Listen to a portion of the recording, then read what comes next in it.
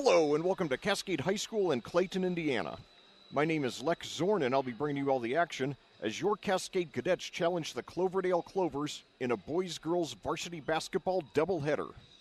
Later on this evening, 3 and 9 Cascade will challenge 3 and 9 Cloverdale, but first up is the girls' game, which your Lady Cadets enter with a strong need for urgency. After graduating 11 players, including 6 regular starters the last 2 years, and not having a current senior in the starting lineup, Cascade got off to a rough but understandable 0-6 start. That was followed by 3 consecutive wins that made it look like the Lady Cadets were getting back on track.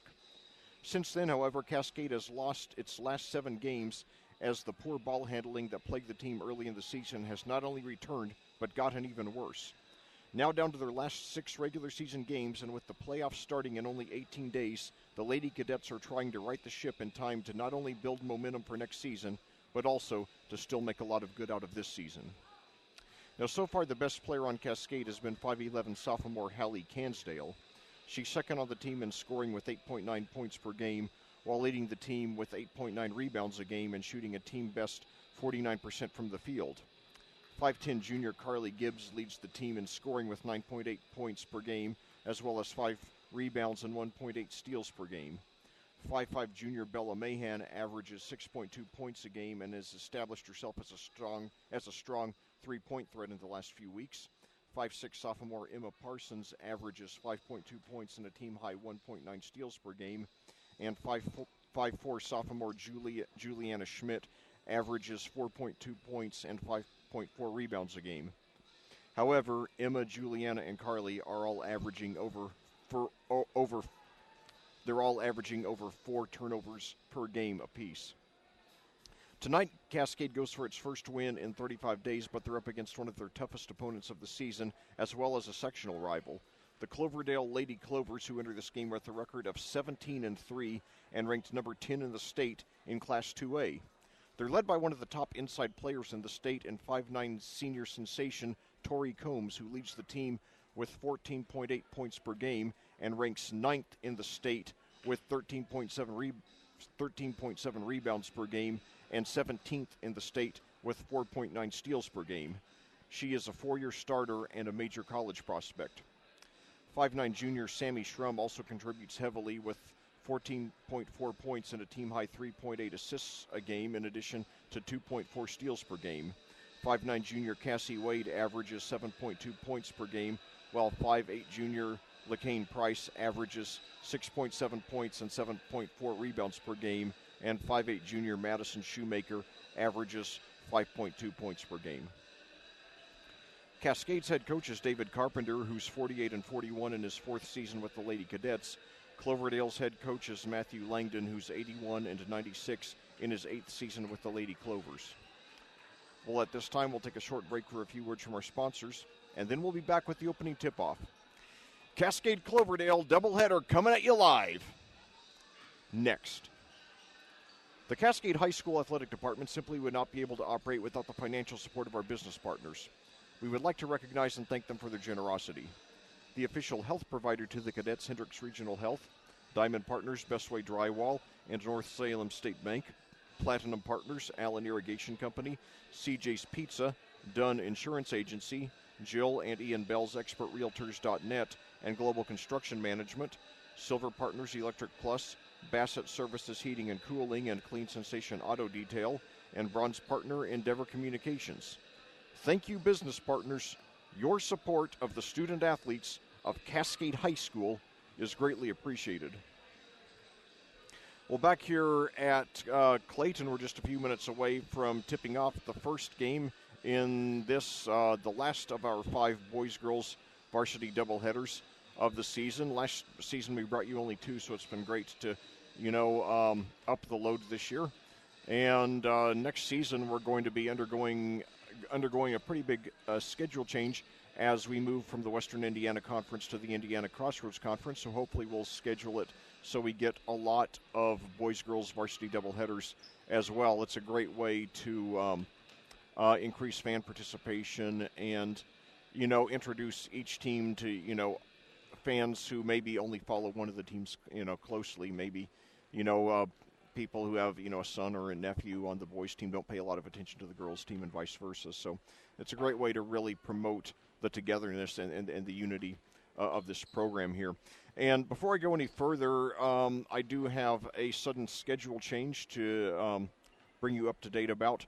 Tomorrow's scheduled girls varsity game against Cecina has been postponed. It will be played now Monday at 6 p.m. There will be only a varsity game, no JV, so it will start at the special time of 6, and we will be bringing you that at the special start time of 5:45 right here on audiosportsonline.com. And, I'm really glad it was postponed because we're supposed to have, a lot of snow, and besides, the girls, that way they won't be playing 2 games less than 24 hours apart. And they're up against, one of their top opponents of the season tonight. Like I said, Cloverdale, 17-3, ranked number 10 in the state in Class 2A. They are in our sectional. They have one of the top inside players in the state in Tori Combs. And I really want us to just go all out to win this one, break that 7-game losing streak against a sectional rival, rather than, thinking about saving something in the tank for Cecina tomorrow. Cecina is a very winnable game. The Lady Crusaders only 5-13, another 2A team.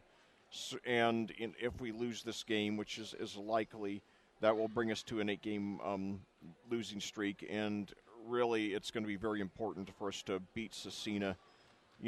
If we lose, we should win regardless, but especially if we lose tonight, it'll bring our losing streak to 8 games, and certainly it'll be good to get that monkey off our back, especially because the playoffs start in a mere 18 days. In fact, actually, Selection Sunday for the girls here in Indiana high school basketball is, and I'm going to be talking about this more later in the broadcast, but it will be airing on ihsaatv.org a week from Sunday. That's January the 20th at 3:30 p.m. and it will be archived, so you can go watch it.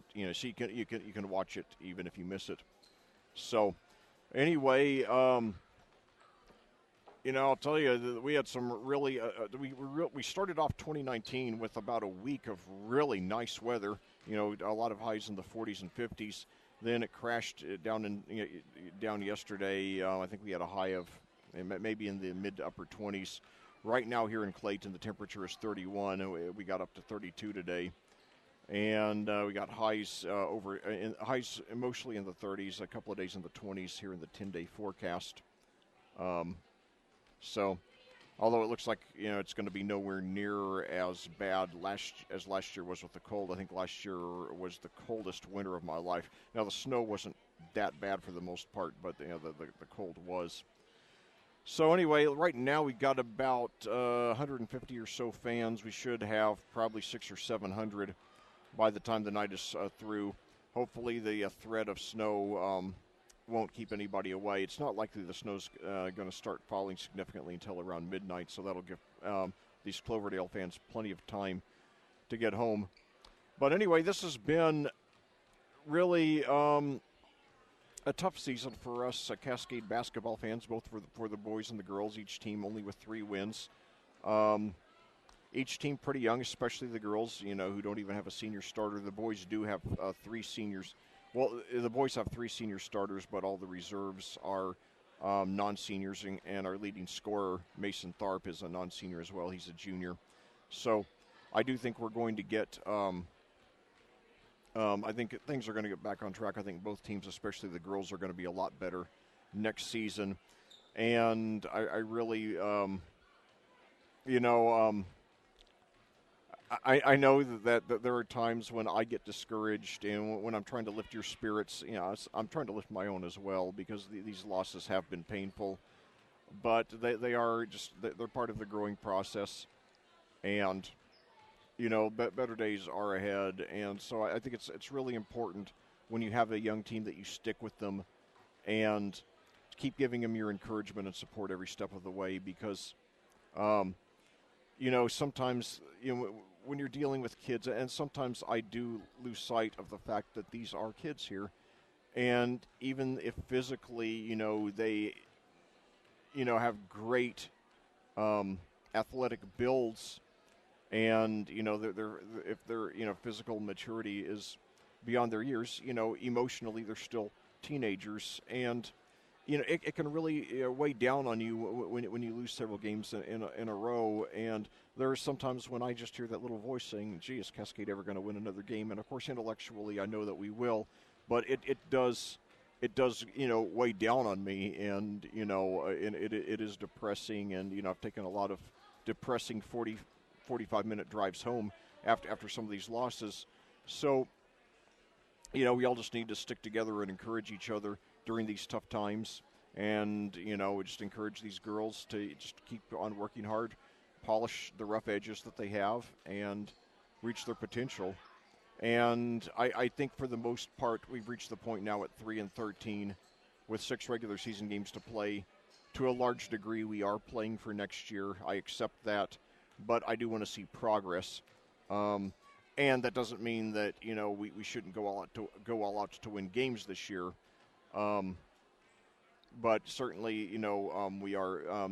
I think if we win, 3 or 4 more games the rest of the season, which I think is reasonable, certainly that'll send us into the 9-month off season with a much better state of mind, which is important. And so now the Cascade girls just went into the locker room, and for some final instructions. Now the Cloverdale girls are headed into the locker room now as well. So anyway, we got 2:46 on the shot clock on the pregame clock. Excuse me right now. And now we just have 2:37 on the pregame clock. I just thought I'd mention that, because every time I think of The Shining, it brings a smile to my face, and certainly we Cascade fans need a lot of smiles right now. But anyway, time of day right now here in Clayton is 5:58, and like I said, our next broadcast after tonight will be Cecina Monday evening at 6 p.m. and the game has been postponed from tomorrow. Then we won't have another broadcast after that until a week from Thursday, when we'll actually have games on back-to-back nights. The girls will play their senior day against the Speedway Lady Sparkplugs. That's a week from Thursday, January 24th. And then the next night, the boys will be back in action as they play their WIC crossover opponent. So, and now both Cloverdale and Cascade now are back on the court for the game. The girls, appear to, have smiles on their faces, so that's good. Heading into this game with a positive attitude. Obviously, in general, there's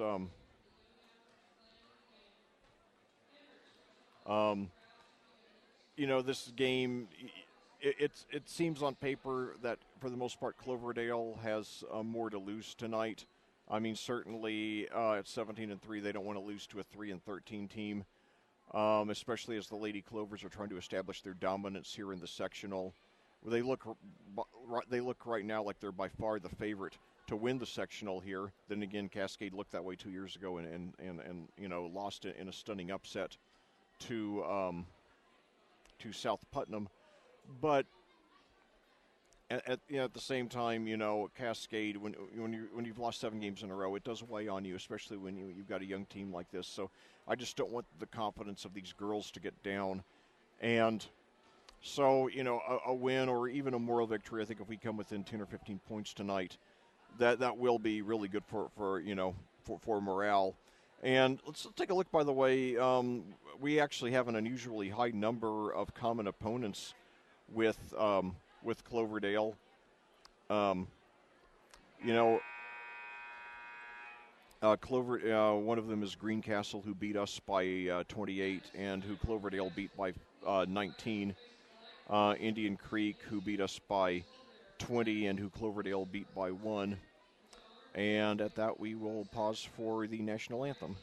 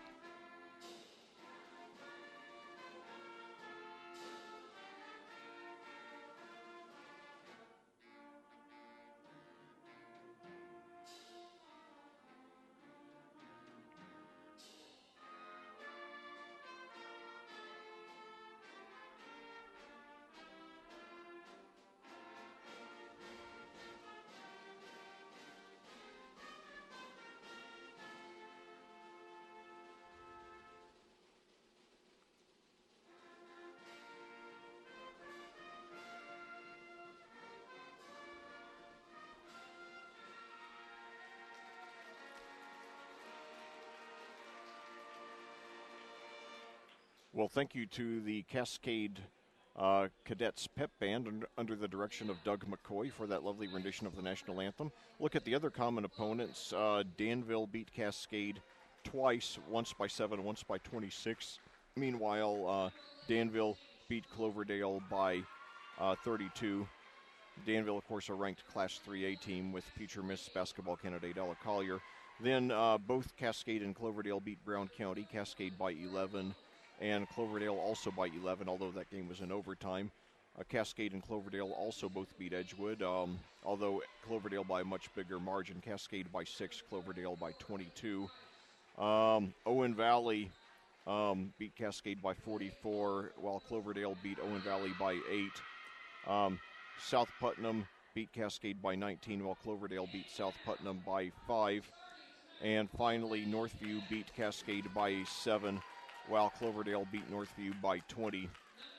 So clearly, Cloverdale has fared much better against the common opponents this year. And now the Cascade starting lineup being introduced. So anyway, hopefully we will get back on track tonight, still, sticking with the same starting lineup of Parsons, Mahan, Schmidt, Cansdale, and Gibbs. They're raw. They make a lot of mistakes, especially with ball handling, but they do show a lot of promise, especially Hallie Cansdale. Keep in mind that Taylor Norris, who started about half of last season, has been limited to only 2 games this season because of injury. And certainly it's wrong to say that, we would, be above 500 if she were in the lineup, although I think we'd have probably 2 or 3 more wins at least. She did show, a fair amount of promise last season, starting as a sophomore, moving into the starting lineup in the second half of the season. So now Cascade controls the Cloverdale, controls the tip. And now the ball knocked out of bounds to Cascade. Now Tori Combs is probably going to be one of the top 2 or 3 players who Hallie Cansdale has played against this season. So, certainly, that's going to be, and now a 3-pointer from the left side, no good, knocked out of bounds to Cascade. So Lady Cadets 22 seconds into this game, still no score. But certainly, it's going to be a great education for Hallie Cansdale going up against a player of Tori Combs' magnitude. Now Carly spins around, puts it up, and lays it in. So good starts to the game for the Lady Cadets. So Tori with the ball. Now she finds a wide open 3-pointer, no good there. And Carly the rebound. Brings it down. Cascade with the ball and a 2-point lead here. We're coming at you live. This is the first game of a boys-girls varsity basketball doubleheader. Now Juliana Schmidt has it at the right perimeter. Inside to a driving Bella Mahan. However, it's knocked away and goes out of bounds to Cascade. 7:05 to go here in the first quarter. Cascade 2, Cloverdale 0. The Lady Clovers coming in at 17-3, ranked number 10 in the state in Class 2A. By far the favorite to win our sectional, which will take place here at Cascade in 3 weeks. Now inside to Hallie Cansdale. She puts it up too hard, though. That's a problem she had. That's a problem that she's had, recently, is getting the rebound and just, being too aggressive in the putback. So now Tori Combs, no good on the turnaround jumper. And now a 3-pointer there is no good, a little too soft.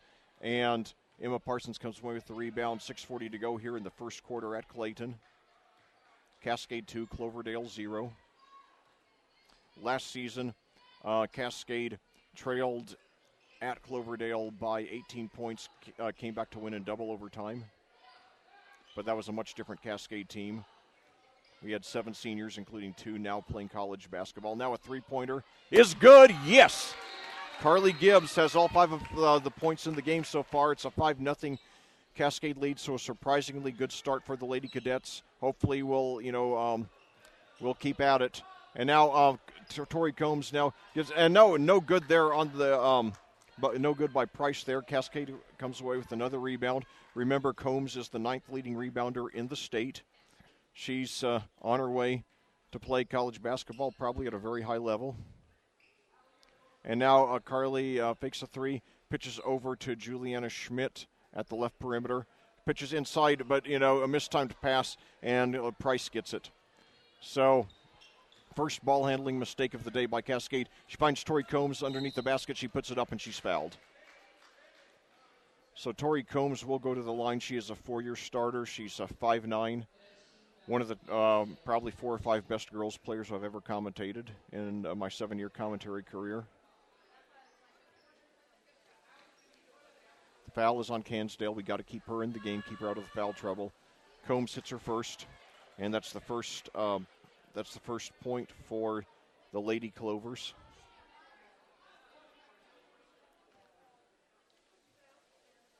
Cloverdale, a lovely community of about 2,000 people in Putnam County. And second one is no good off the rim, and Bella comes with the rebound. So it's a 5-1 Cascade lead. 5:25 to go here in the first quarter at Clayton. Emma brings it past midcourt, finds a hole, and it pitches back out. Wide open three. She hit it! Yes! Yes! That was Bella Mahan, so it's an 8-1 Cascade lead. Let's build on this, girls. This would be huge to win this one. And now, however, a collision down court with Cassie Wade, and I think they're going to get Bella for the foul there.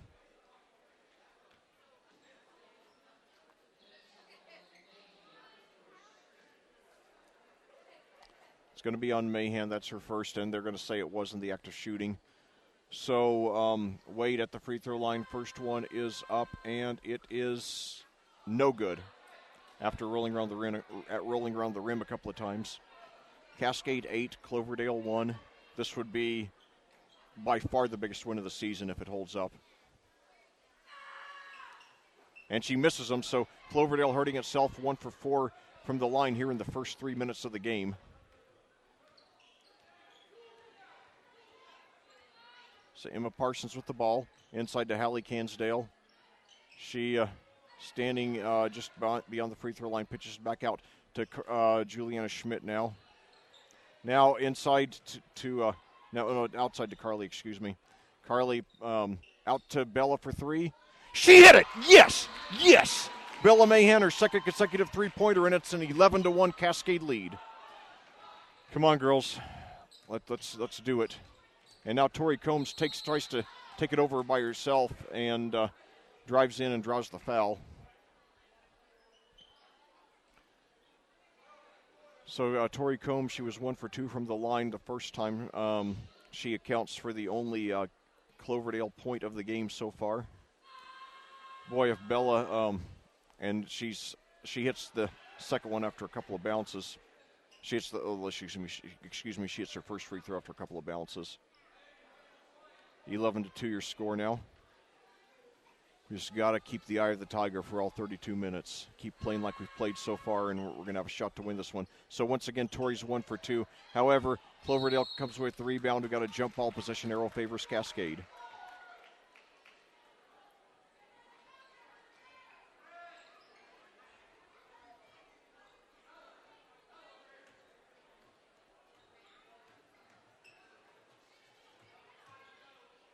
So now Carly Gibbs with the ball. Cross court to Bella for three. No good.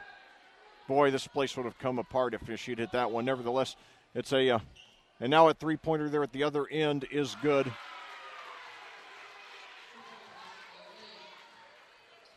So that's an 11-5 lead.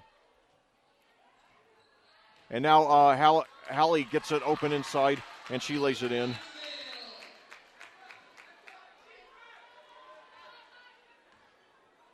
By the way, that was Wade there on that three-pointer there for Cloverdale. And now we've got a whistle here. But, yeah, that time Hallie put it up just right.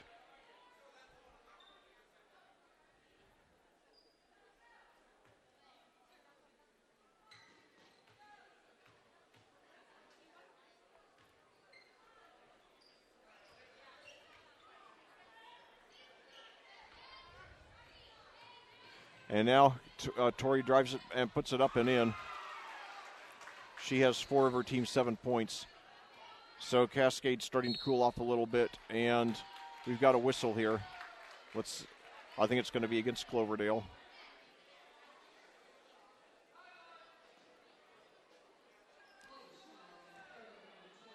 It's going to be on Combs. That's her first.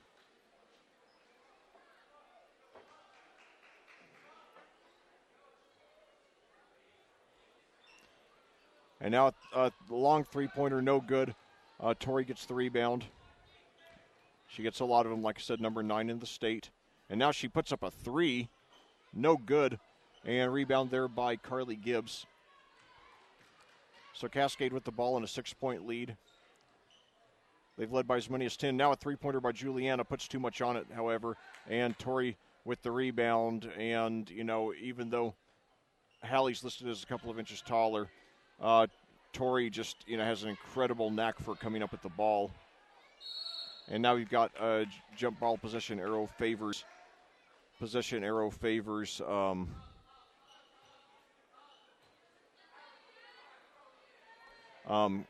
Cloverdale.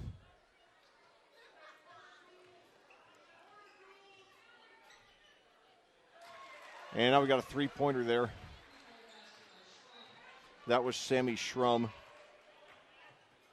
So all of a sudden the lead is trimmed from 10 to 3, and the ball knocked out of bounds now to Cascade with 2:23 to go. Lady Cadets have got to keep the eye of the tiger. They got to be aggressive. They've got to make sure they don't get intimidated here. Now inside to Emma. She tries to feed Hallie, but it's tipped back to Emma, and it goes out of bounds to Cloverdale with 2:20 to go.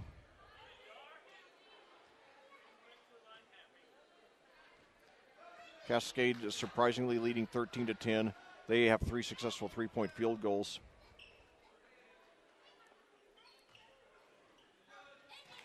And now mishandled a ball now goes out of bounds to Cloverdale with 2:08 to go here in the first quarter. Coming at you live here. And now inside to Tori beyond the three-point line. She gives it over to Wade now. And now he got a near steal there. But now a three-pointer is no good at air ball, and it goes out of bounds to Cascade with 1:56 to go. So the Lady Cadets, they must have touched a Lady Cadets player because Cloverdale is inbounding it. So now inside, now for another 3, no good, and tipped over to Emma. She brings it down. However, it's 3-on-1. She takes it up herself, puts it up off the glass too hard, no good, and rebound there by Wade. Yeah, I wish she would have brought it back out. The numbers were not in her favor there. And now a three-pointer by Wade, no good. And now Combs just taking it away there from, and now it pitches out for a 3 that's good there by Wade. I think it was Schmidt. Yeah, Tori just, was very aggressive trying to wrestle the ball away from her. And now inside to Hallie. It's blocked. However, Carly gets the rebound and puts it in. And we regained the lead there after they tied it on that 3. And now rebound there after a missed 3, rebound by Juliana Schmidt. So Cloverdale not at all shy at putting up the 3 today. So Cascade with the ball in the last minute of the first quarter in a 2-point lead. Bella with the ball over to Carly Gibbs. Puts up a 3. She hit it. Yes. So Carly looking very good early, and that puts all of a sudden Cascades as a 5-0 run since Cloverdale tied it. So now driving to the lane, and short jump shot is good there by Haley Thomas with her first points. That cuts the lead to 3. 18-15 your score, 24 seconds, and now Cloverdale going for a steal. Now getting it, however, a bad pass, only the second bad pass of the quarter. But now Cloverdale with a chance to to tie it. And now a three-pointer there. That's a long 3, and it's good there by Sammy Schrum. 5 seconds to go. We're tied at 18.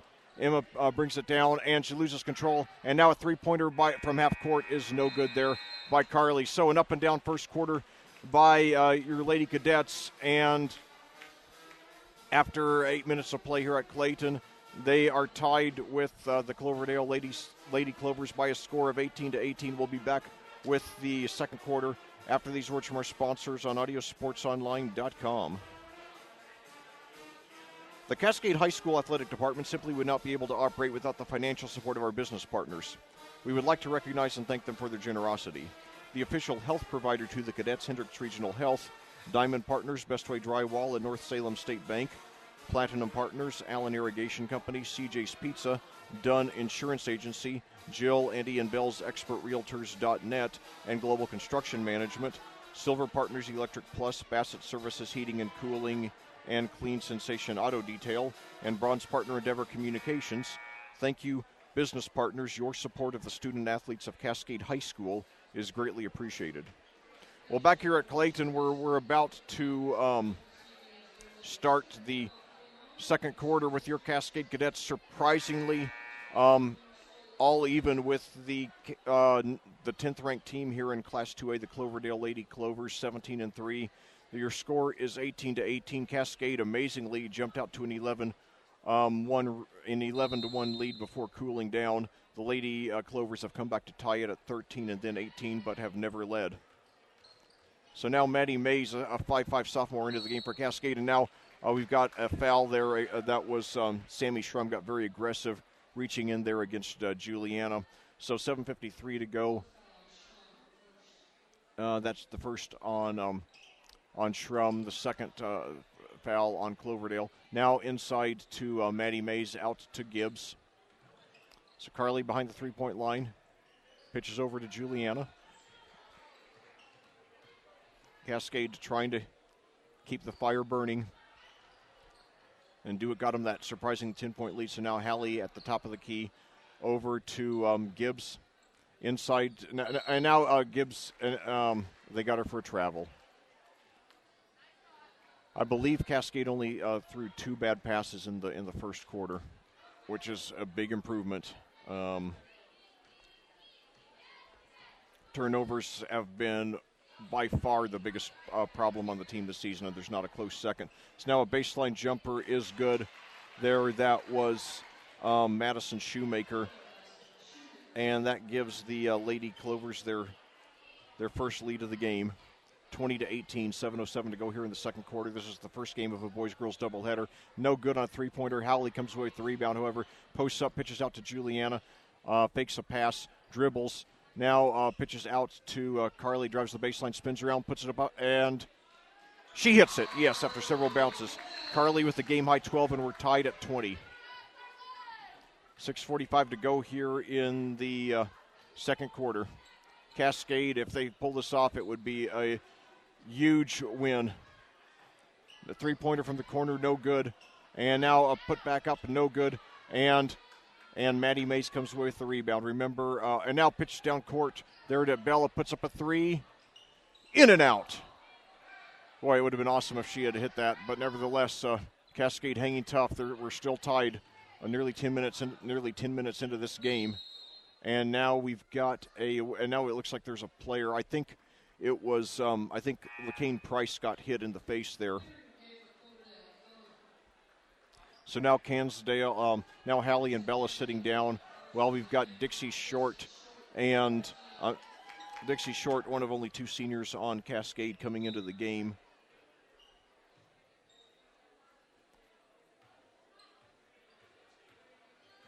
And so now a three-pointer in and out. And Maddie Mays comes away with the rebound, gives it up to Carly Gibbs. Guarded by Combs. Brings it past midcourt. Still tied.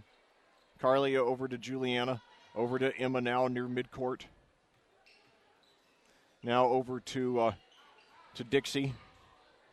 Now to Maddie, over to Emma. Pitches out to Carly. And now drives to the baseline there by Emma, and it pulls back out to Carly at the right perimeter.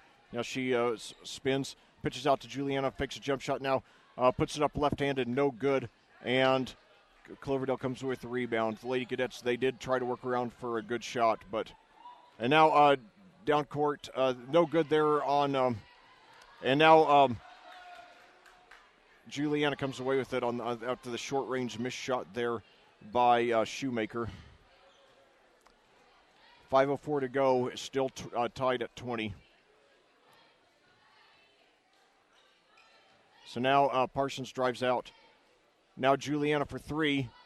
No good. It's too far to the left. And now attempted to get the steal from behind. However, Schrum was fouled, and she puts it in and now has a chance to make a three-point play. I think they're going to get Maddie Mays on the foul there. So Cloverdale taking the lead for just the second time tonight, 22-20 with 4:47 to go. Schrum now with 8 points, a team high.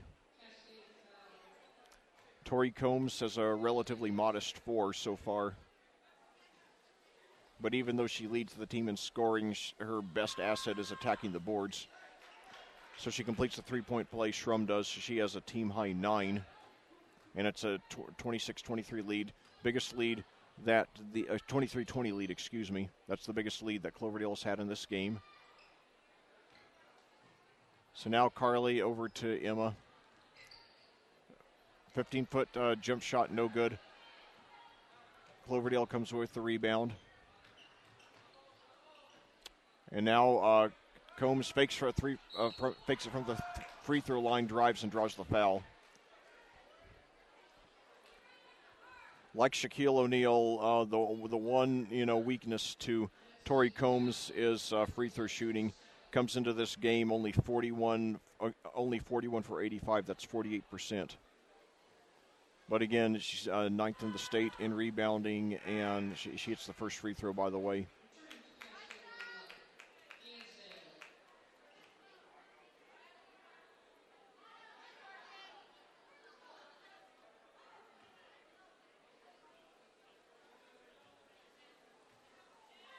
And her second free throw, no good. So each time she's been at the line tonight, Combs has been 1 for 2. And it's a 4-point Cascade, 4-point Cloverdale lead.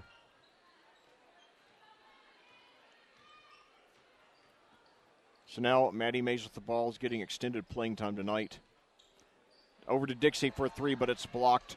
And now loose ball, and Cascade comes with, Cloverdale comes with it down to Tori Combs. No good on a jump shot. And now pitch back out for a three-pointer, air ball, and Cascade comes away with it. It was Bella Mahan who got the rebound. Now Emma brings it down, and the ball's knocked out of bounds to Cascade. 3:33 to go here in the second quarter. Cloverdale 24, Cascade 20. I didn't expect Cascade to be this close this late in the game. Lady Cadets are 3-13. Cloverdale 17-3, ranked number 10 in the state in Class 2A.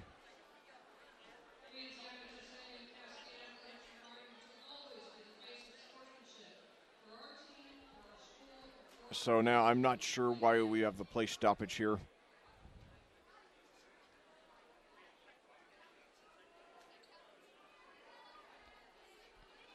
But nevertheless, Cascade hanging in there.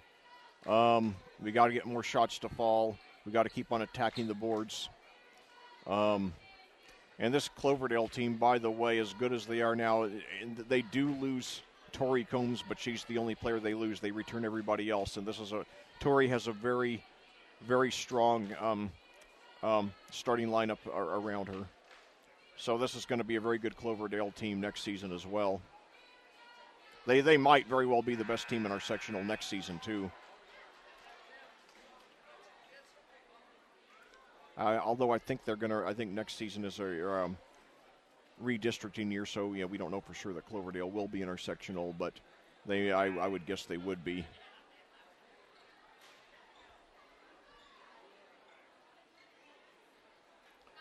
So now 3:33 to go.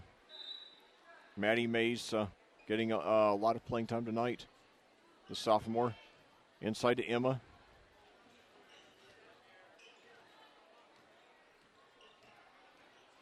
Now a steal there.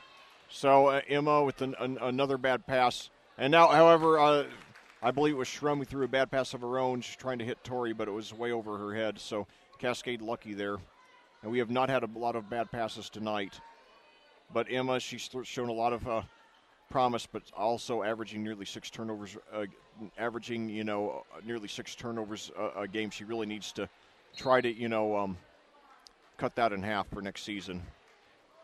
Now, pass out of bounds as there was a miscommunication as someone was trying to feed Hallie Cansdale for what would have been an easy score.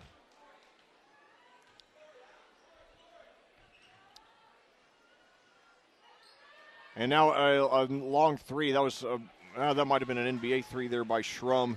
She has 12 points now, 9 of them on threes.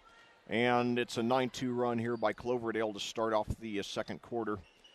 The Lady Clovers threatening to pull away. Hard to believe Cascade once led by 10 points in this game. And now Cascade taking a timeout with 2:39 to go here in the second quarter. Very important that they finish strong here in the second quarter. Since we had that surprising 11-1 lead there in the first quarter, the Lady Clovers now on a 26-9 run. Nearly tripling us up since then. And what I'm starting to see, there have been some games where the girls looked like they were trying extra hard with the ball handling, which of course is good. And they got off to a good start, but then got sloppy near the end. That happened in the second half in that South Dearborn game a week ago Friday, which really cost us the game. That was the number one factor, I think, in that loss. That's a game we really should have won. The two games that really, really hurt this year because we should have won, South Dearborn and Monrovia. The other losses were, and then Owen Valley I think would have beaten us anyway. It was just that we committed 33 turnovers. I mean that's bad no matter who your opponent.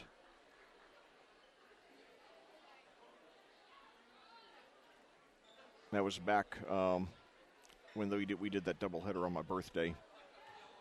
So now, Emma Parsons with the ball there.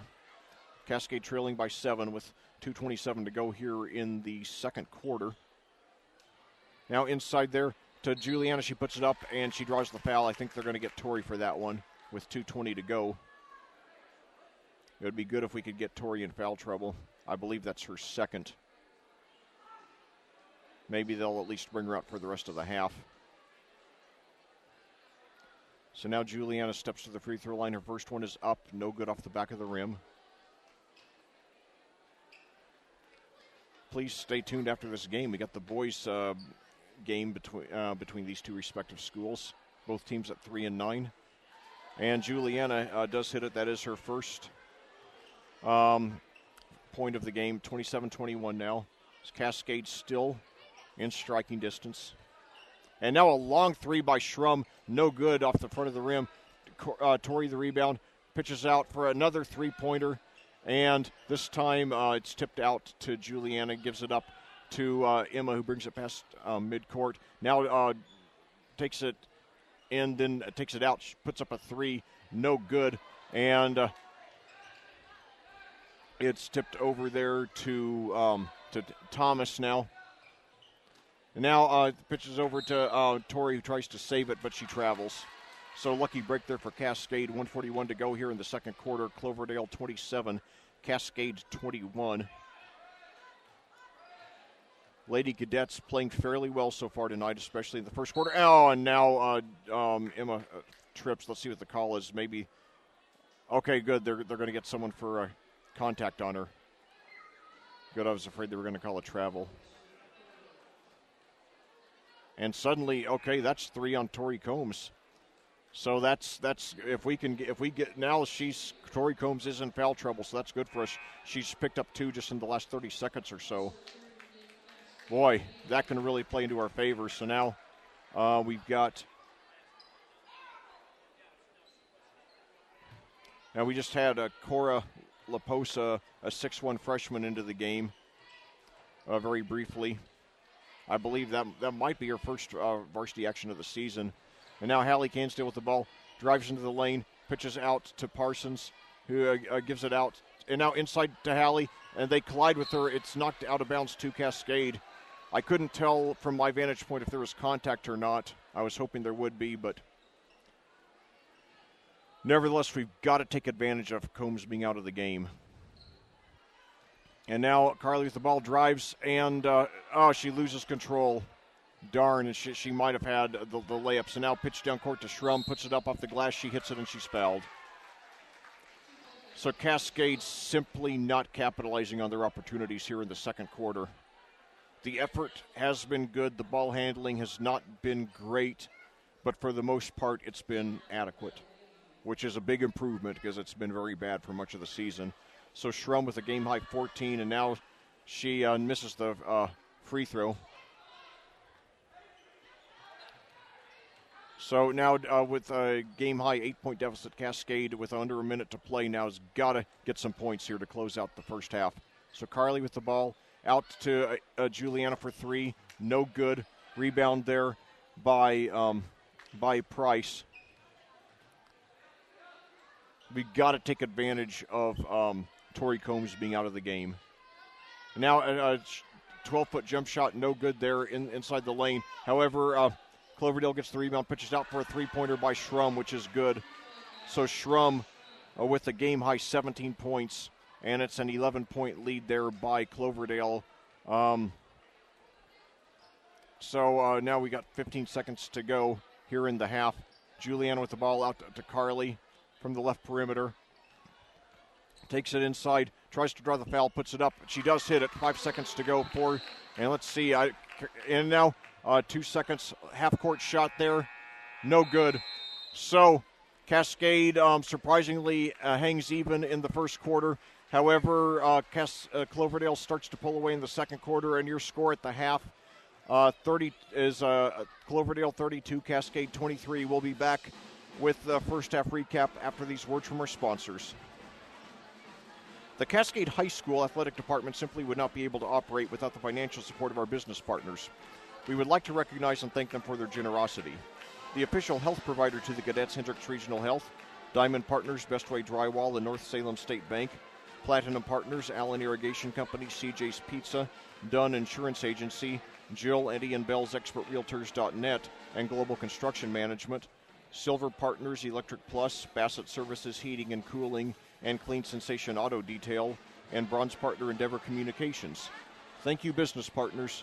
Your support of the student athletes of Cascade High School is greatly appreciated. Well, back here at Clayton, we're at halftime in this first game of the boys-girls varsity doubleheader against Cloverdale. Cascade got off to a surprisingly red-hot start. They actually led the Lady Clovers 11-1 before Cloverdale came back to tie the game first at 13 and then to end the first quarter at 18. However, in the second quarter, it was almost all Cloverdale as Cascade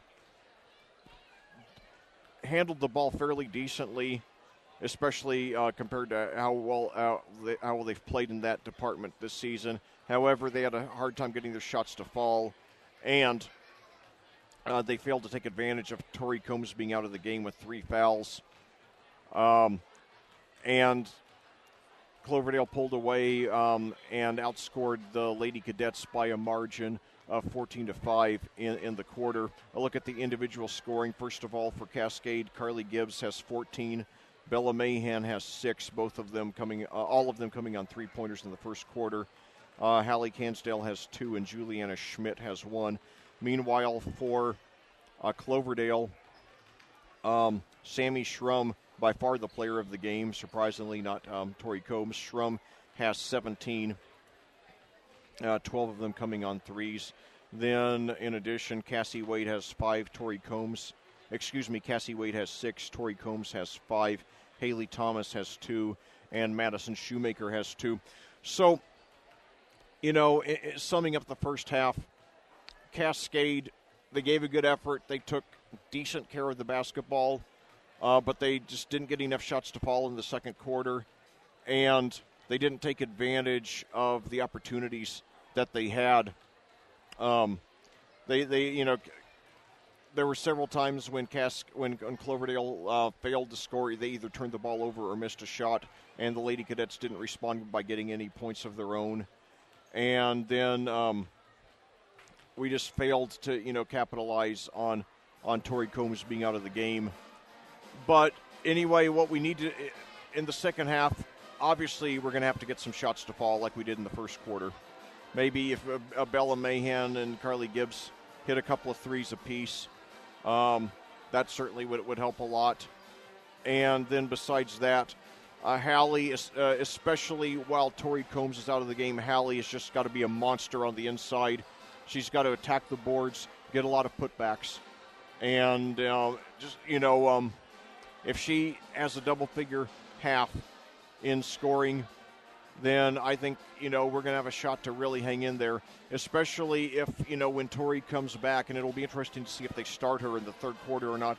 But if she gets her fourth foul pretty quickly, then that, I think, can really go a long way toward marginalizing her the rest of the game, because if she does come back, there's a good chance that she won't be very aggressive. So, anyway, we just got to do what we did in the first quarter. And certainly, obviously, we're not a great shooting team, but we're an okay shooting team. So, we've got to, and, you take good shots. Sometimes they fall, sometimes they don't. I think for the most part, we've taken good shots in this game. I don't think we've taken more than 3 or 4 bad shots. So we just got to, obviously, we have to hope that our shots fall, but we have to play good fundamental ball. I think if we play our A game in the second half, we have a fair shot to win this one. But what I don't want to see is a collapse. I don't want us to beat ourselves. I have no problem with Cloverdale beating us. I have no problem with the number 10 ranked team in our class beating us. I just don't want us to beat ourselves. In the second quarter, we semi-beat ourselves. But, I want us to play our A game in the second half, and if we do that, whether we win or lose, that'll build us some solid momentum going forward to these last 5 regular season games, 2 of which I think we have a good chance to win. And then possibly 3 because, I don't know yet who our WIC crossover opponent is going to be. And, that's a wild card. And last year, if I remember correctly, we didn't even know who it was until less than 24 hours before the game. But I have a lot of great memories already of Cloverdale. They're a great athletic department. On the boys' side, incredibly, in the last 4 years, they had 3 years in which they had the 9th leading scorer in state history, Cooper Neese, now at Indiana State, and Jalen Moore, the number 11 scorer in state history, now at Utah State. Cooper graduated 2 years ago, and Jalen last year. And now on the girls' side, they have a player not quite as heralded, but certainly a very strong college prospect in her own right in Tori Combs. And this doubleheader, this boys-girls doubleheader against Cloverdale is a great tradition. 2 years ago, my broadcast partner Rob Kindle and I commentated it. And the girls won 69-57, spearheaded by an incredible 30 to 12 run spanning the the third and fourth quarters, and then the boys lost a heartbreaker the boys lost a heartbreaker as Jalen Moore put in a layup at the buzzer.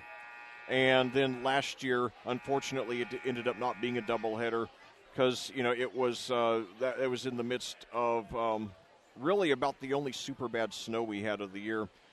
It was supposed to be on Friday, January the 12th, and then it ended up being postponed till the following Monday because of snow. And that game ended up being not only postponed, but because of scheduling conflicts, we weren't able to get a boys-girls doubleheader out of it. So the games were played on separate days. The girls were played the following Thursday. That was January the 18th. But, and there wasn't even a JV game that night. It was just the girls starting, I think, at 6:30. It was out at Cloverdale, one of the few road broadcasts we did of the season. I was there, and it was just an incredible game. We trailed 30-12 in the second quarter, came back to cut the lead to 31-28. So we closed out the second quarter on a 16-1 run, then won in double overtime as Olivia Bryant. We won in double overtime as Olivia Bryant scored a career-high 34. And, that's certainly one of the highlights of my career. And the sad part about it was that I didn't get to commentate Jalen Moore as a senior because the following Tuesday when the boys' game was played, I was here commentating the girls' game, our senior day game against Avon. So that was a disappointment, but I did get to see Jalen play in person in the sectional that year. That's on the opening night of the Tuesday session after our loss to I'm trying to think who we lost to. I think it was North Putnam who beat us in the first round of the playoffs last year. Then I think it was Monrovia who played against Cloverdale, so I got to see Jalen Moore in person one more time. He's now a freshman out at Utah State. I'll tell you, he's only 5'9", and I think when the first digit of your when you're a boys player and the first digit of your height is a 5, there's just going to be so many people who overlook you or dismiss you for that reason. But I mean, if Jalen Moore were the same player in 6'3", he could have gone just about anywhere in the country. And but how incredible it is that such a small community actually has produced, two big scores in such close proximity to each other, and both of them now playing, Division I basketball. So, in fact, I remember in that boys' game, in the first minute or two, Cooper Neese was all alone about 35 feet from the basket, and he took a shot and he swished it, and my broadcast partner Rob Kendall and I both agreed it might be the longest unforced shot we've ever seen made in basketball in our careers of watching it. It was an incredible shot. So now, wow, Cascade's not. Oh, now they're finally hurrying because the Cloverdale was already back. Their 5 players were already on the floor to start the second half, and Cascade wasn't even back from the locker room yet. Now they are. Finally, they better hurry. So we're starting the second half with the starting 5 of the game: Emma, Bella, Juliana, Carly, and Hallie.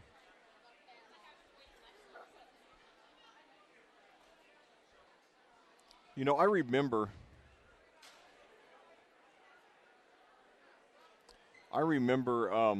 in the 1987 national semifinal game, UNLV nearly was late for the second half. They rushed out onto the court in that loss to Indiana back when UNLV was the number 1 ranked team in the country. And now a three-pointer is good to start off the half there by Wade. She has 9 now. And now that we're in danger of a 10-second violation, and we finally got a timeout. That was a relentless full-court press there by Cloverdale, who has a game-high 12-point lead now, so Cascade better be careful. And, by the way, I speculated about whether Tori Combs with 3 fouls would start the second half or not. She did. And I'll tell you, if Cloverdale gets another, if they add another 4, 6, 8 points to the lead, her having 3 fouls might be irrelevant. So we've got to keep the score too close for comfort. Because if Tori gets her 4th foul and we get, it cut the lead to 6 or 8, then I think we're going to have a fighting chance. So now, Bella for 3. She hit it. Yes. She hit a couple of threes in the first quarter. Those are her first points since. She has 9 now, cuts the lead to 9. And now we nearly got a steal there. However, the ball gets over for another 3. That one by Wade again. So Wade has 2 three-pointers to start. She has 2 successful three-pointers to start off the half. So each team has 3 on each of its possessions in the half so far, each of its possessions. And we've trailed by 12. So now Bella with the ball. Over to Carly. Over to Juliana. Thinks about a 3. Pitches over to Bella. Now over to Hallie at the top of the key. Dribbles, gives it over to Juliana. Drives into the lane. Tries to take it in herself. Puts it off the glass. Draws the foul.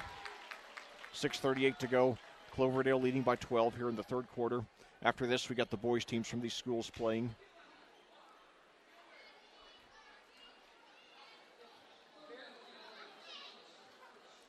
So Juliana going to the free throw line. Her first one is up and good after 2 or 3 bounces.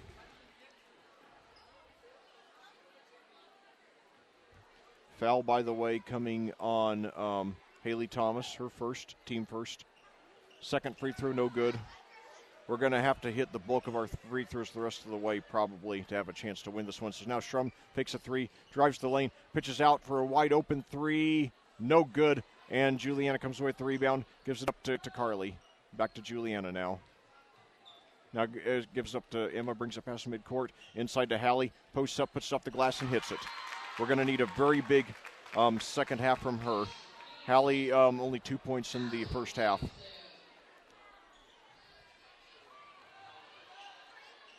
And now lost ball and goes out of bounds to Cascade.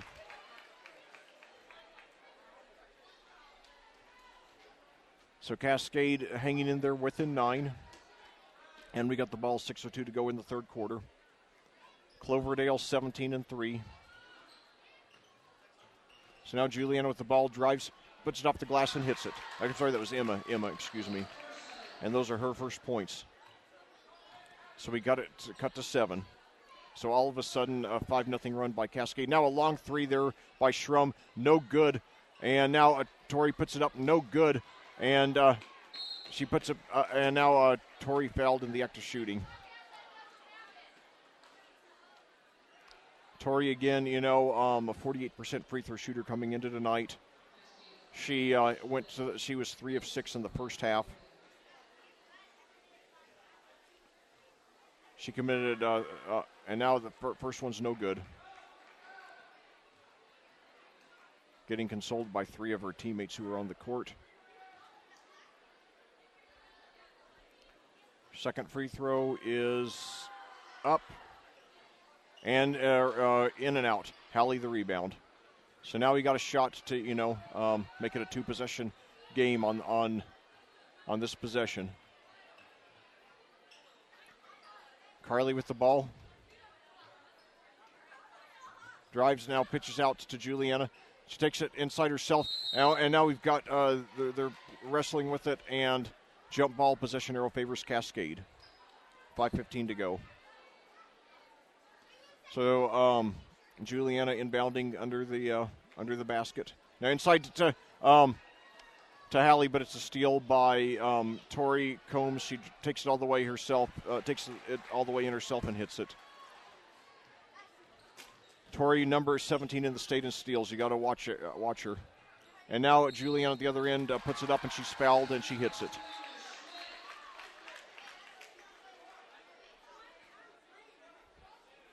So Juliana, with her first field goal, she has 4 now.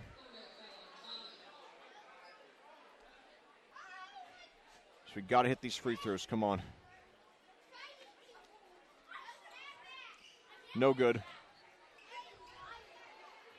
Nevertheless, we're hanging in there. We're down by 7. 4:55 to go here in the third quarter.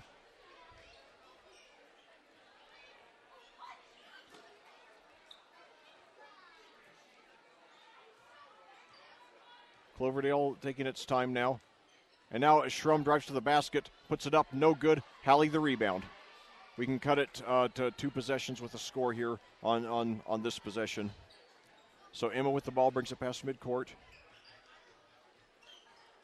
Now out, and now a fake for Juliana fakes a 3.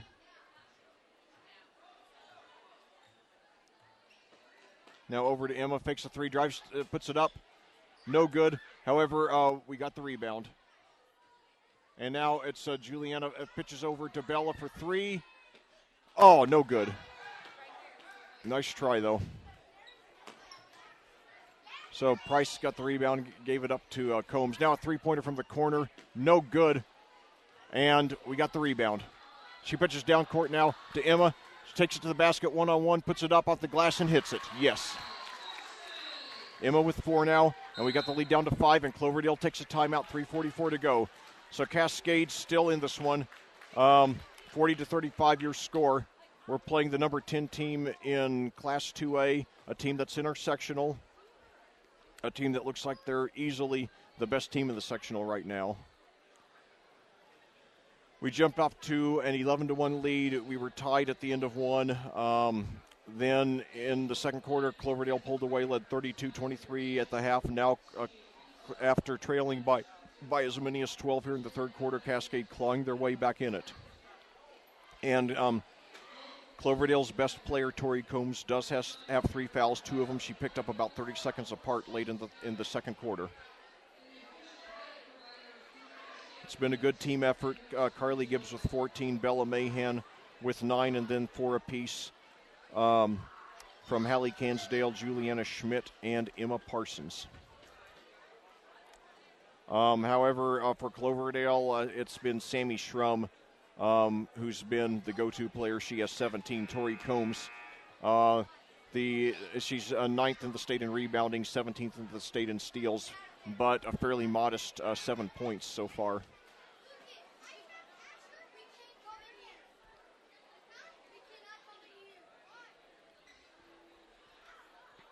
And we just got to take advantage of any mistakes that that Cloverdale makes. Hopefully we can get Tori that 4th foul quickly. So now Haley Thomas with the ball. Gives it up. And now Schrum has it. Pitches out to Tori. Drives in. Puts it up. No good. Hallie the rebound. Carly now gives it up to Emma. 3:22 to go. We can make with a field goal here. We'll make it a 1-possession game. Hallie at the left perimeter, guarded by Tori Combs. She hands it off over to Carly Gibbs. Now out to Emma. Drives to the basket. Puts it up. Oh, she almost went in. And however, the rebound's tipped over to Combs. Now gives it up to Thomas. And now dribbles off her leg, but now we got a 3-pointer from the corner. No good. Carly the rebound. Gives it up to Emma. Trailing by 5. 2:47 to go here in the third quarter. I didn't expect Cascade to be this close this late in the game. Juliana at the left perimeter. Coming off a pick there by Emma. Now over to Emma. Out to Bella for 3. No good. Rebound, however, by Emma. Puts it up off the glass. And she hits it. And it's a 1-possession game. So Emma with 6 now. 40-37 your score. 2:22 to go here in the third quarter. Cascade hanging in there. Inside to Tori. Turnaround jumper. And she hits it. Combs with 9 now.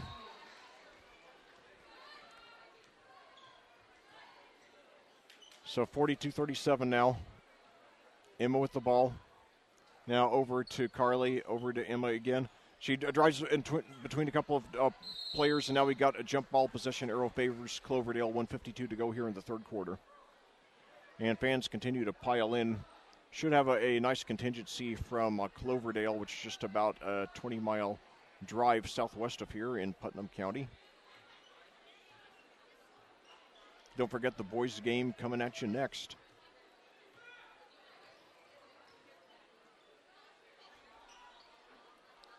So now Tori Combs at the free throw line, pitches out. Now inside to Tori, and she posts up, puts it up over Hallie, and draws the foul, knocking Hallie to the ground.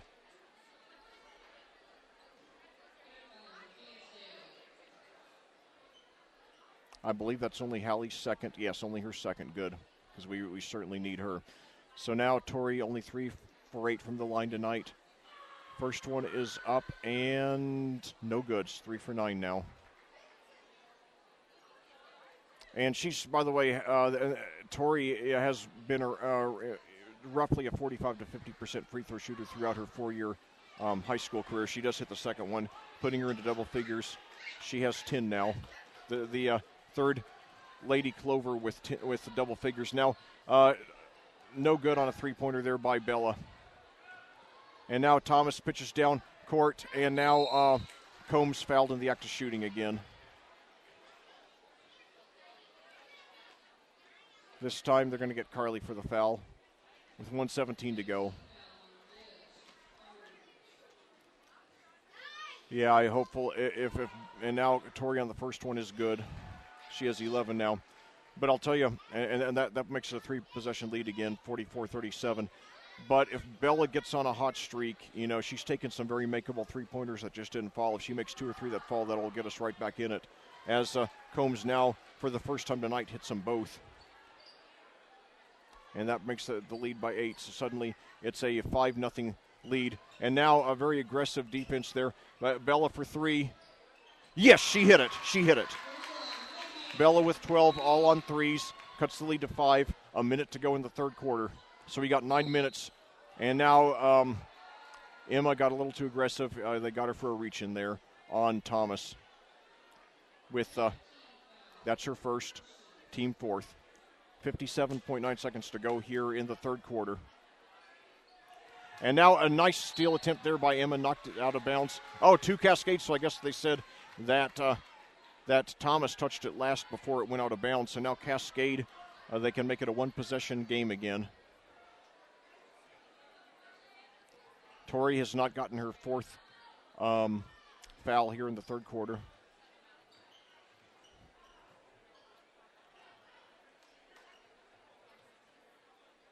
So now Hallie over to Emma. Drives inside the three-point lane now. Hallie for a 3. No good. Not really crazy about that shot selection. And now Tori brings it up herself. Puts it up off the glass. No good, however. Hallie the rebound, so no harm.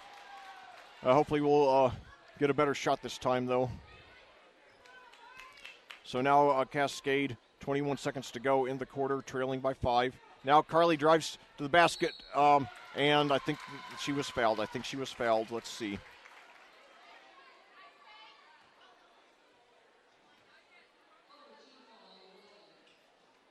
Okay, so it's going to be against Autumn Llewellyn. She's a 5'6" sophomore, the only sophomore on the team for Cloverdale. So Carly on her first free throw is up and no good.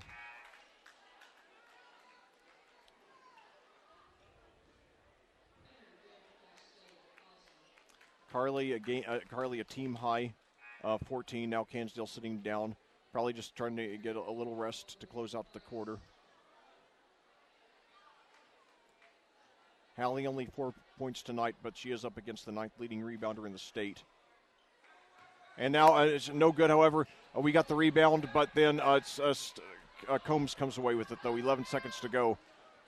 So now Thomas drives the basket, puts it up. No good.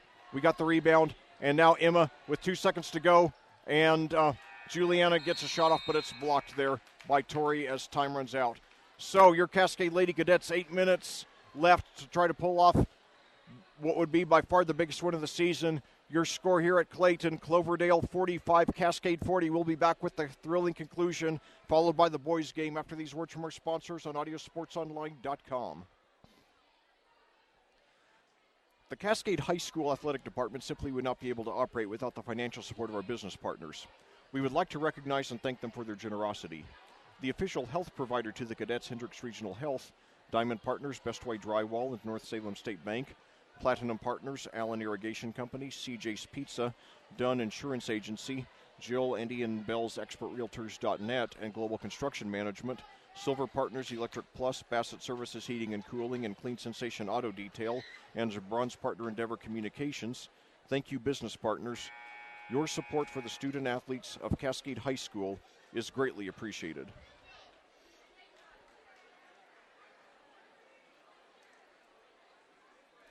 Well, back here at Clayton, we're about to start the fourth quarter in the first game of this boys-girls varsity doubleheader with your Cascade Lady Cadets surprisingly hanging very tough with the 10th-ranked team in their class, the Cloverdale Lady Clovers, who enter this game with a record of 17-3. They feature the 9th leading rebounder and 17th leading stealer in the state in Tori Combs, a 5'9" senior.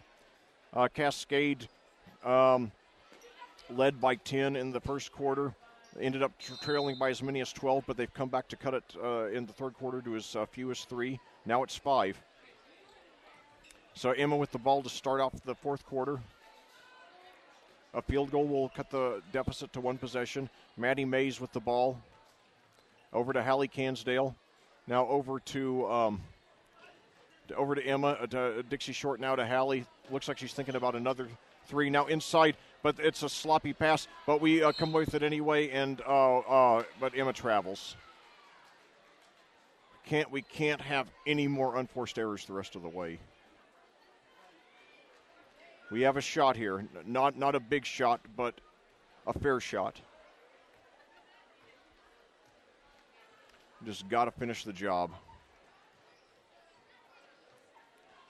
Nevertheless, I am encouraged by our performance today, even if we don't quite get the win. And now a 3-pointer is good there.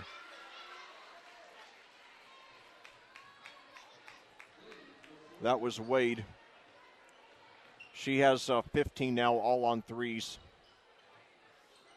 So that pushes the lead back up to 8. So and now Emma puts it up, no good, and Combs the rebound.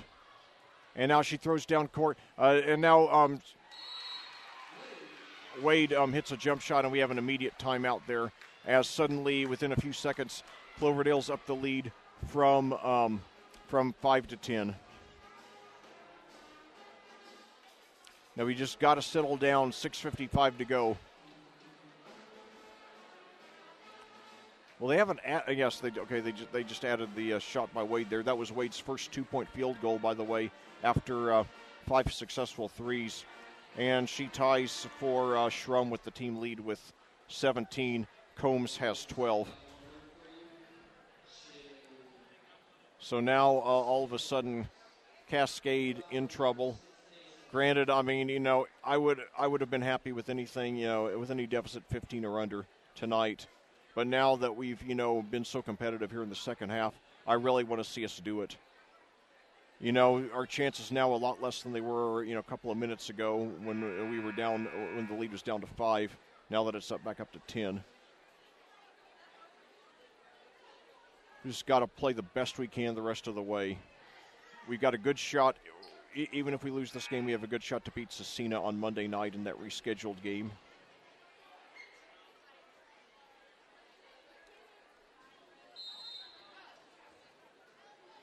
By the way, that was Hallie Cansdale's first 3-point field goal attempt of the season.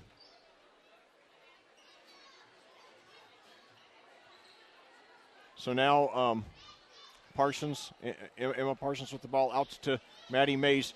She mishandles it, but then gets control. Now inside to Hallie. She puts it up and in. Hallie cuts it to 8. She has 6 on the game now. We're probably going to need her to finish very strong. She only has 2 fouls, so she can afford to be very aggressive the rest of the way.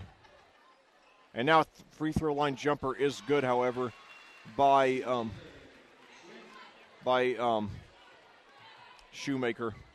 She has 4 now, so the lead back up to 10. Bella for 3, no good. And now a struggle for the loose ball, and Price comes away with it.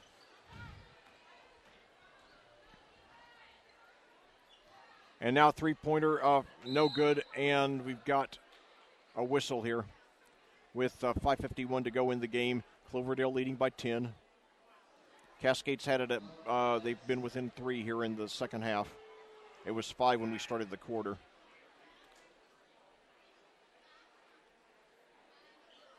And now Juliana Schmidt coming in for Maddie Mays, the sophomore who's gotten maybe the most playing time she's ever gotten in a game, in a varsity game so far tonight. So now Combs drives to the basket, and she pitches inside. No good, however, and now out for a 3. No good, and we got the rebound that time. And we've got an over-the-back violation there. I believe that's going to be on Wade.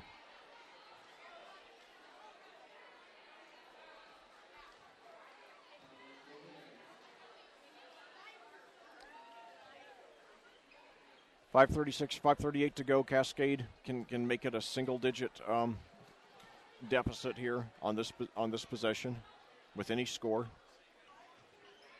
And now inside to Hallie, wide open. She puts it in. She's got 8 now. So Hallie's starting to heat up. Cut the lead to 8. Hallie only 2 in the first half. And now turnaround baseline jumper.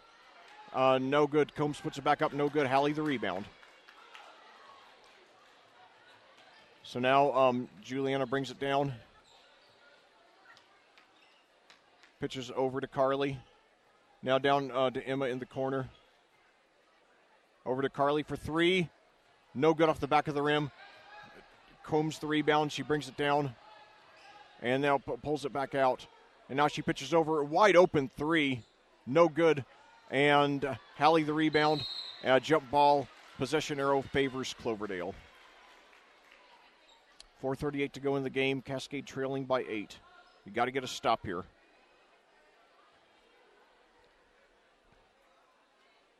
Now inside to Tori Combs. She has it at the top of the key. Now drives, pitches inside. However, it's knocked over to Juliana. And now a sloppy pass, and Cloverdale gets it back. And Cloverdale takes a timeout with 4:26 to go. Well, Cascade has not made a lot of ball handling errors in this game. This might be their best ball handling game of the season. But nevertheless, that was a bad pass. So,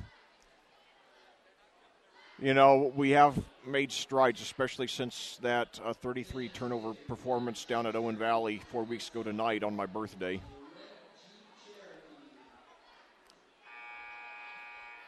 (52-44) your score. Cloverdale leading Cascade. 4:26 to go in the game. We're coming at you live here from Clayton, Indiana. My name is Lec Zorn, the voice of Cascade Athletics.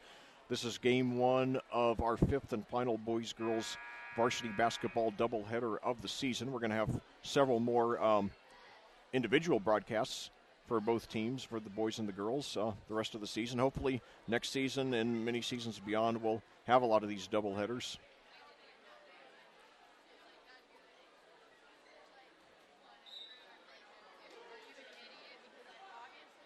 So now inside, and now we've got a collision there as Price was going up for the shot.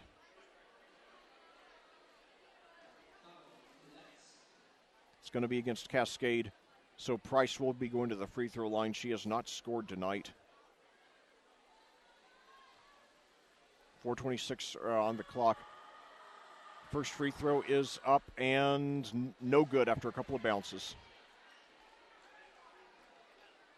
We got to capitalize on any breaks we have right now, including missed free throws.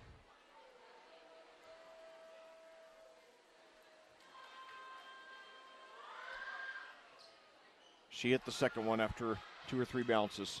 That's her first point of the game. The lead back up to 9. So Emma with the ball. Over to Juliana. Fakes the 3, drives the basket, wide open, puts it off the glass, and she hits it. So Schmidt cuts the lead now to 7. Still within relative striking distance. 4 minutes to go in the game now. And now turnaround jumper, and it's good after a few bounces. That was Shoemaker. She has 6 now. Lead back up to 9. And now we have a... I think Tori reached in, so now that's 4 on Tori Combs. And although at this point in the game with a 9-point lead there for Cloverdale, it's now, however, inside to Emma, puts it up, no good. Tori the rebound, brings it up herself. And now inside, and now she hits it and she's fouled there. So that goes a long way towards sealing it there. LaCane Price with her first field goal, a chance to complete the 3-point play now that puts Cloverdale's lead up to 11 with 3:37 to go in the game. So Cascade, just about no margin for error left. First free throw, well, the only free throw by Price is good. She has 4 now. So now just got to, got to get some points in fast and then get a stop and fast. Gibbs with the ball, and she's hacked, and that was Price there, going very aggressively for the steal, but not getting it. Sixth team foul against the Lady Clovers. They have a 12-point lead now. Emma with the ball, 3:24 to go. Cascade's had it within 3 here in the second half. It was 5 to start off the fourth quarter. Hallie with the ball at the top of the key, over to Emma. Takes it, and now gives it over to Carly. Spin move, no good off the rim, however. And Combs comes with the rebound, brings it down into the lane. And now she feeds, no good, and now Hallie the rebound. So we got to get some points here. 2:55 to go in the game, trailing by 12. Juliana wide open for 3. She hit it. Juliana with 9 now, cutting the lead to 9 with 2:43 to go. Now we got to get a stop here. And now a baseline jumper. No, but she travels, so good break for Cascade. Not quite out of it yet.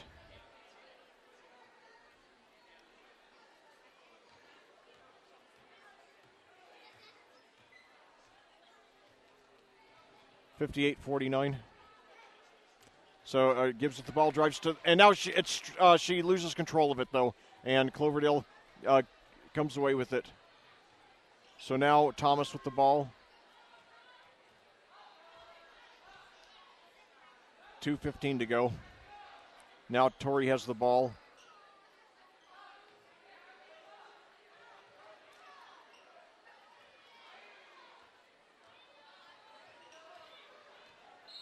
And now an even 2 minutes, and now we've got a whistle here with 2:01 to go, excuse me. Foul on Emma, her second teammate. And Wade will go to the free throw line. She has a game-high tying 17.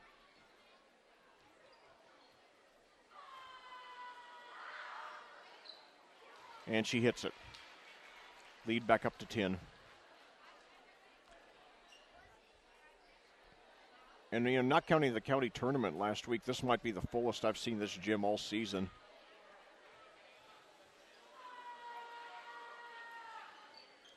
So she hit them both. So Wade hit, she has a game-high 19. And with an 11-point lead. Now a three-pointer is good. Yes. So we're not conceding yet. We cut it to 8 there. That was Bella Mahan. She has 15 tonight, all on threes to lead the team. So 60-52 your score, 1:53 to go. We're going to have to get a stop pretty quickly. And especially when Tori gets the ball, I say at this point we got to foul her. She's a sub 50% free throw shooter. You just got to play the percentages on her. So anyway, win or lose now, and right now it looks about 85-90% certain it's going to be a loss. But nevertheless, I feel a lot better about this team than I did, a couple hours ago. I really thought we were going to get hammered tonight. I thought it was going to be probably somewhere around a 25-30 point loss. And now, here we are, down only by 8 with 1:53 to go. So that's a good sign, and I know that to a large extent I think we're playing for next season when all these starters are going to be back, which is a relative rarity in high school basketball, having the same starting lineup 2 years in a row, and that the chemistry that comes with that experience as a unit is going to help us so much. This has been a painful season, but certainly, we showed tonight that we are in the process of turning the corner. And now, come on, we got to foul Tori, and while she's got the ball, that was a wasted opportunity there. Especially because I imagine that now she's got the ball again. Come on, foul her. Yes, we do. Bella commits the foul. 1:36 to go. Instead of hack a Shack, it's got to be hack a Tori now.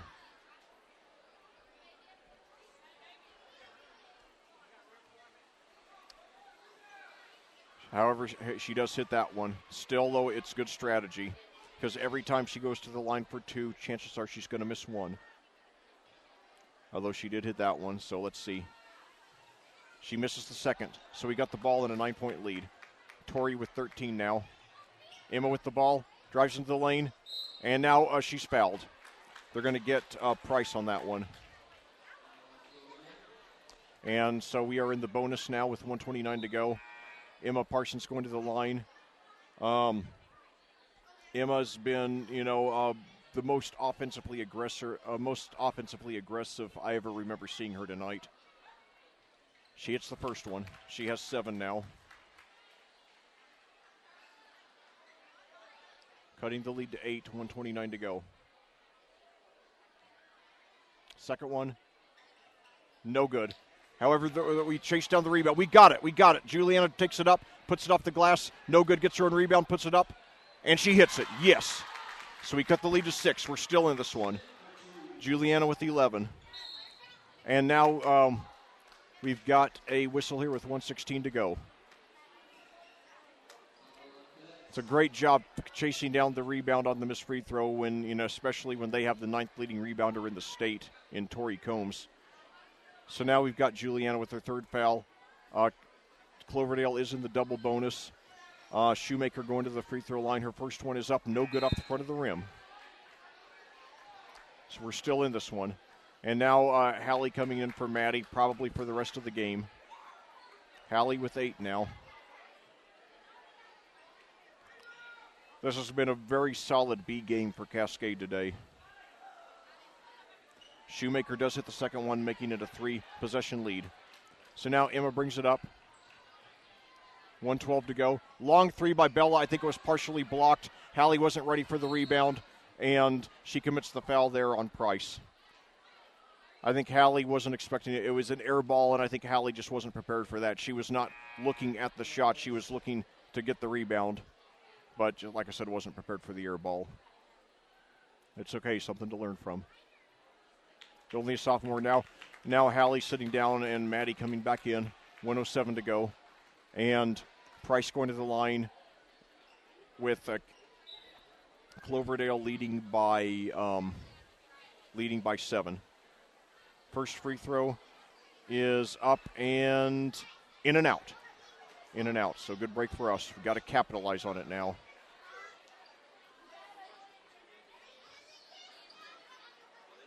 Come on, girls. Let's go for a miracle. Price does hit the second. She has 5. So now Juliana fakes a 3, drives to the basket, now gives it over to Maddie. Now over to Emma. Drives into the lane, pitches out to Juliana. It's tipped, but Juliana saves it. Drives into the lane, puts it off the glass. She hits it. 47 seconds to go. We cut the lead to 6. And now we commit the foul on Wade. Juliana with 13 tonight. That might be a career high for her. I'll have to check that out.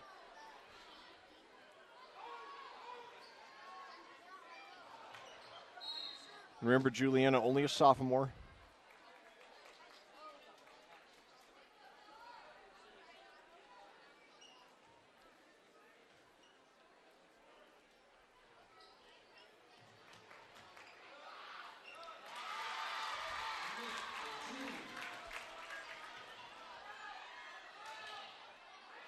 And now we've got,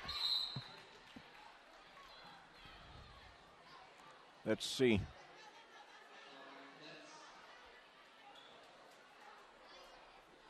Okay, we got the lead down to 4 now with 31.1 seconds to go.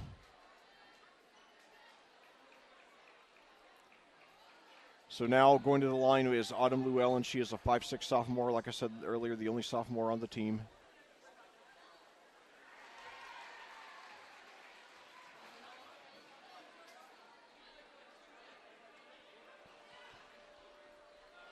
She does hit the first one.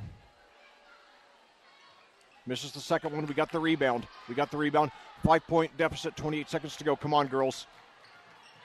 Play the perfect game the rest of the way. Emma for 3. No good.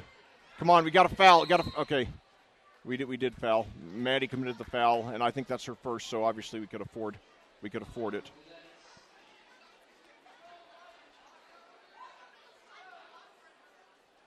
So, Cascade going to the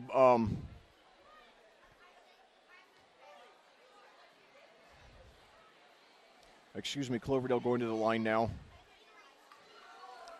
for two. The first one is no good, so Cloverdale hurting itself at the free throw line.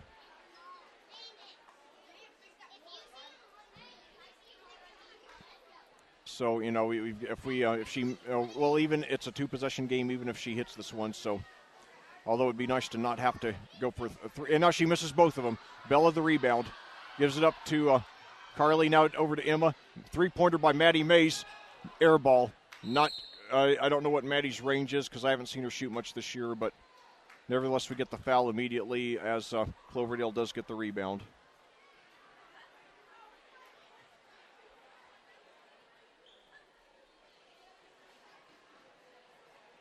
So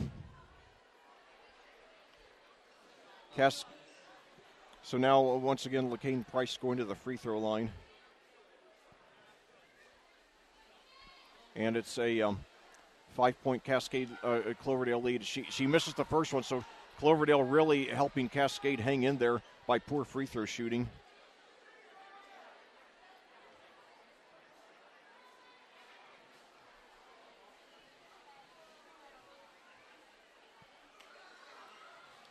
She does hit the second one. She has 6 now. So now Schmidt takes it in. Out to Carly for 3.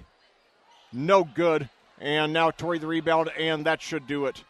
So Cascade hangs tough and gives Cloverdale a scare. But despite the loss, though, this is very possibly Cascade's best game of the season. Certainly gives a lot of hope that these last 5 games, that tonight began turning a corner for the team, and that we're going to finish the season strong, and build a lot of momentum for next season.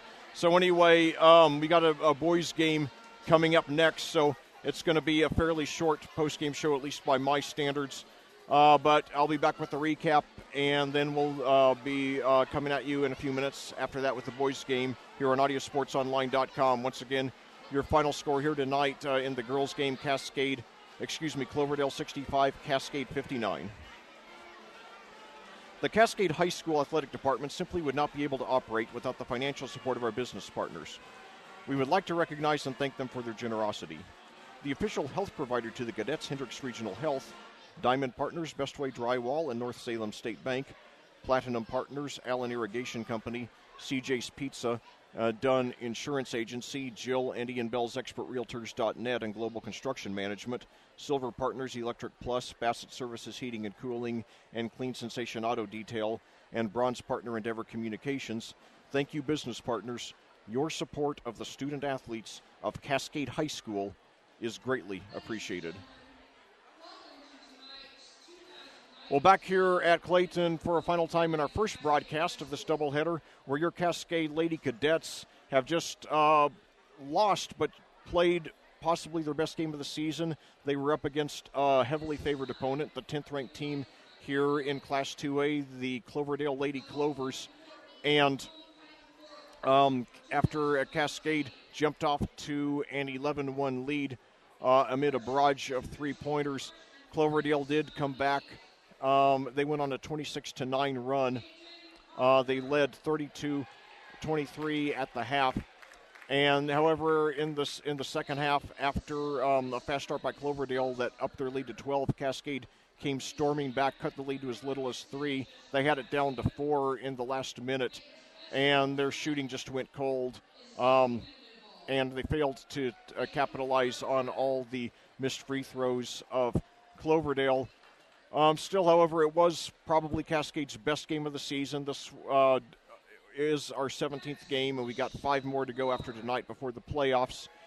And certainly this is a game in which I'm leaving with my head up high because we played very hard. Our ball handling was far from perfect, but it certainly was nowhere near bad as it has been for much of the season.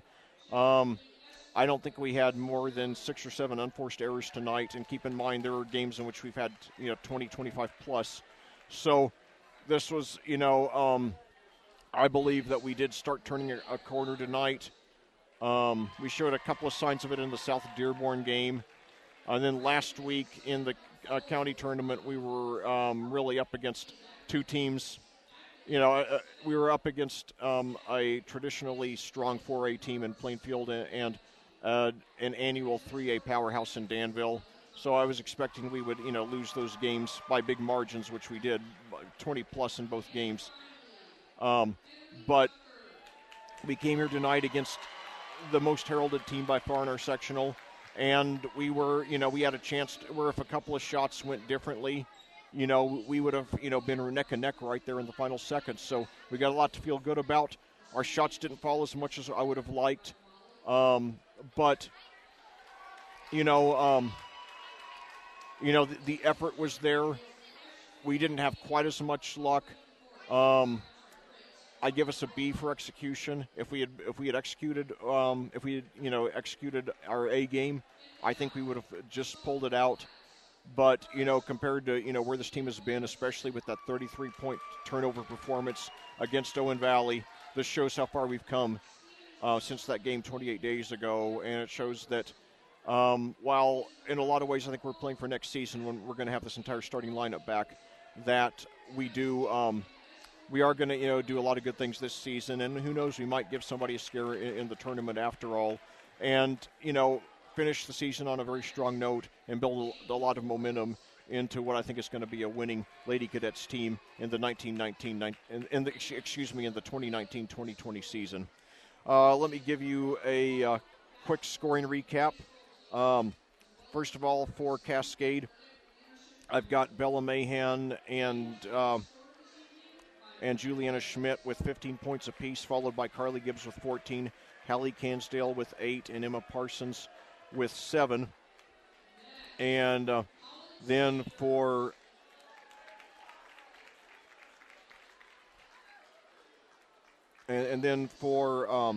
Cloverdale, Cassie Wade with 19, Sammy Shrum with 17, Tori Combs with 13, Madison Shoemaker with 7, LaCane Price with 6, Haley Thomas with 2, and Autumn Llewellyn with 1. So, basically tonight, Cascade was just that they weren't bad tonight. They did a lot of good things. They just they were up against a better team, and we would have needed an A performance. We gave a B performance, but it's again better than most of our performances this season. I'm really proud of the way they played tonight, and if they just from here on out continue to improve their ball handling the way they've improved it over these last 3 or 4 weeks, then I think everything else is going to fall into place. And they're going to set themselves up to have a banner season a year from now, and then even more so 2 years from now. Because remember, 3 of our current sophomores, including probably our best player, Hallie Cansdale, 3 of our starters, including probably our best player, Hallie Cansdale, is 3 of them are sophomores, including Cansdale. Sorry, I screwed that up. But anyway, looking ahead. And by the way, they're doing some kind of, I think, homecoming thing tonight, so I've got a few more minutes for the post-game show after all. But looking ahead, Cascade will return to action on Monday night. Tomorrow's game has been postponed until Monday. It will be a varsity-only game at 6 p.m. as the Lady Cadets take on the Cecina Lady Crusaders. This is a very winnable game. Cecina's nowhere near the magnitude that Cloverdale is, so seeing that we hung tough with a top 10 team, the number 10 ranked team in Class 2A. I have no doubt that we can beat the Lady Crusaders, who currently have a record of only 5-13. They only have one double-figure scorer, Ariel Sutton, who's a 5'10 senior. She averages 10.9 points and 7 point. She has 10.9 points and 7 rebounds per game. 5'6 junior Monica Nance averages 8.4 points and team highs of 3.5 assists and 1.7 steals per game. 5'6" sophomore Emily McDonald averages 6.4 points a game. And a curiosity, I'm really looking forward to seeing 4'11" Olivia Smith. I believe she's only the second player I will ever see under 5 feet so far in my 7-year commentary career. Speedway had one, but if I remember correctly, she didn't play much in that game a couple of years ago. But Olivia Smith, she averages only 4.8 points, but she averages 3.5 rebounds, which is a great figure for 4'11", and she ranks 25th in the state with 4.6 steals. So tonight we had Tori Combs, who's 17th in the state in steals. So we're going to have 2 top 25 players in the state in steals on consecutive days. So that'll give a good workout to our players as we head toward the tournament. You know, it gets to a couple of defensive powerhouses like that. So anyway, hope you'll get out there, and I hope this game tonight, even though it was a loss, convinces you, and certainly it convinces me that this team is in the process of turning a corner, and they are getting things on track, and it looks like they're going to be peaking at the right time. Probably we're not going to, win the sectional this season, but then again, Cloverdale is by far the best team in the sectional, and we gave them a scare tonight. I mean, and had a couple of plays gone differently, we might have won. So, maybe, it won't be a one and done in the playoffs after all, like I feared it was going to be. So keep your heads up, and let's support these girls every step of the way. Let them know you believe in them and that you're supporting them as they keep on moving up the ladder. And I hope you all will get out here on Monday night. And remember, it's a special start time at 6. We'll be here with the pregame show at 5:45. Since there's no JV game, so make sure you get out here early and don't miss it. Last year the Cloverdale girls game was a rescheduling of a rescheduling. We only had about 50 there at the start of the game at 6:30. I think we had about 75 or 80 by the end, but still, it was much too small a crowd for that fantastic game that thankfully Cascade won. So anyway, get out there for that game, and especially because that will, after tonight's boys game, that will be the last home game for either the boys or girls for over a week. Then the next girls game after that will be a week from Friday, January 24th, our senior day against Speedway, and then the next boys game after tonight will be the WIC crossover 2 weeks from tonight. So once again, your final score here tonight at Clayton in the first game of our boys-girls varsity doubleheader. Cloverdale 64, Cascade 59, but the Lady Cadets have a lot to be proud of. They played probably their best game of the season and took our ranked team in our class all the way down to the wire.